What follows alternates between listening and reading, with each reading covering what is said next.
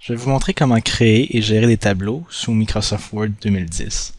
Pour créer un tableau, vous allez dans Insertion, Tableau, puis ensuite vous avez une grille de 2 dimensions.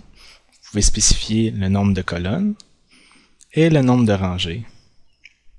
Moi, je vais choisir 4 lignes par 2 colonnes. Maintenant, je vais commencer à remplir les données. Je vais écrire nom et prénom. Puis je vais rentrer quelques noms.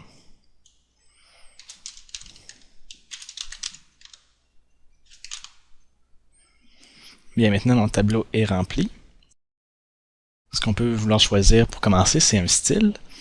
Ça, vous choisissez ici, par exemple, il y a ombrage clair, qui a la première rangée, qui a un style spécial, étant donné que c'est l'explication de chacune des colonnes. Vous pouvez aussi choisir des couleurs différentes. Puis vous en avez d'autres styles qui sont plus voyants.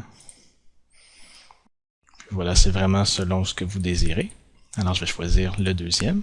Et ensuite, là j'ai juste 3 noms. Si je veux en rajouter d'autres, ce que je peux faire, c'est tout simplement appuyer sur la touche Tab du clavier pour changer de cellule. Et étant donné que je suis dans la dernière cellule, ça va créer une nouvelle ligne. Si j'annule ça, l'autre façon de faire, c'est d'aller dans Disposition. Et ensuite, vous pouvez insérer une ligne en dessous ou au-dessus de la ligne que vous êtes présentement. Comme je suis dessus la dernière ligne, je peux dire que je veux créer en dessous. Puis je peux cliquer plusieurs fois aussi pour en créer plusieurs. Ensuite, pour les effacer, vous pouvez en sélectionner plusieurs et aller dans Supprimer les lignes. Vous pouvez faire la même chose pour les colonnes. Si vous voulez rajouter une colonne après prénom, vous dites Insérer une colonne à droite. Puis vous pouvez par exemple écrire Ville, Montréal, et puis etc. Si vous voulez l'effacer, encore une fois, vous pouvez soit sélectionner la colonne ou être dans la colonne que vous voulez supprimer et aller dans Suppression, colonne. Maintenant, vous voyez que les colonnes n'ont pas repris leur position initiale. Pour l'arranger, vous pouvez aller dans Ajustement automatique et ici, vous pouvez dire du contenu ou de la fenêtre. Si je choisis du contenu, ça va prendre le mot le plus large dans une colonne et mettre la colonne à cette grandeur-là. Puis si vous voulez de la fenêtre, dans ce temps-là, on revient comme initialement. Maintenant, si on regarde à l'intérieur des cellules, vous pouvez voir que le nom est en gras, prénom aussi. C'est normal, c'est la première rangée. Puis dans la première colonne, tout est en gras et la seconde, c'est pas en gras.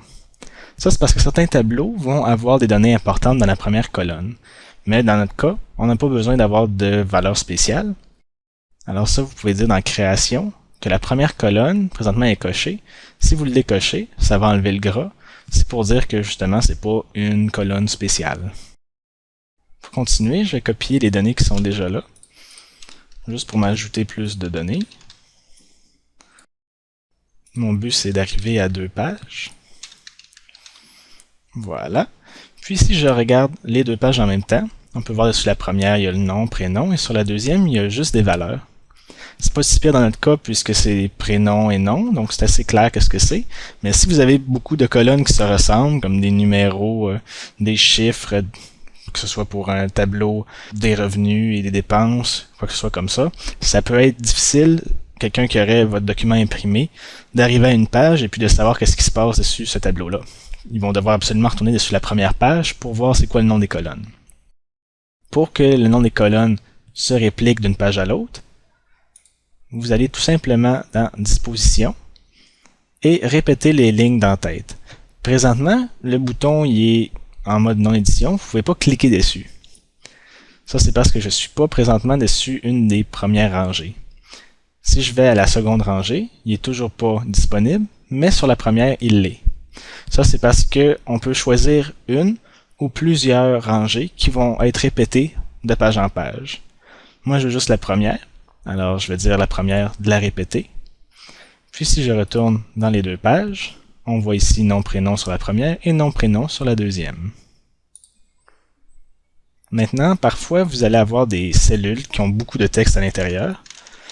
Par exemple, si c'est une adresse, vous avez sur la première ligne le numéro civil, le nom de la rue, puis en dessous, d'autres informations pour envoyer une lettre, par exemple. Mais là, ce qui nous intéresse, c'est la cellule qui a moins d'informations dedans.